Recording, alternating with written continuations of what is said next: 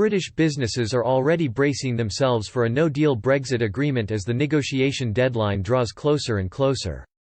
Since the UK formally left the European Union back in January, negotiations on a trade deal have been ongoing, and with the outbreak of COVID-19 the deadline has been pushed back until October. Prime Minister Boris Johnson is aiming to end the transition period by December 31. Both negotiating sides have failed to come to any agreement, and the UK government previously signalled it is willing to walk away from the negotiations this summer if the EU is deemed to be dragging its feet over an agreement. The EU's chief Brexit negotiator Michel Barnier insisted European leaders would not have to revisit his negotiating mandate as long as David Frost, the Prime Minister's chief trade negotiator with the EU, made concrete signals that the UK is willing to meet the bloc in the middle ground. "I'm ready to compromise," he told a European Trade Union Leaders Conference in Brussels earlier this month.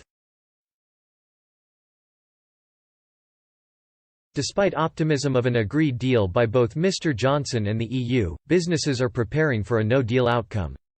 Robert Purcell, chief executive officer for Manchester-based Renault plc, told Bloomberg, "We're going to assume it's going to be difficult. You can never count on the way you think it's going to go."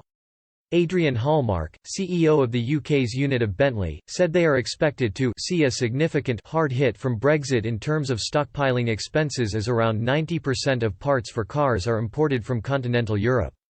Other car manufacturing companies such as Vauxhall are preparing for both outcomes.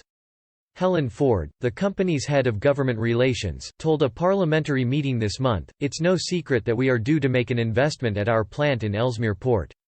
Until we have clarity over what Brexit looks like, then we will make a decision."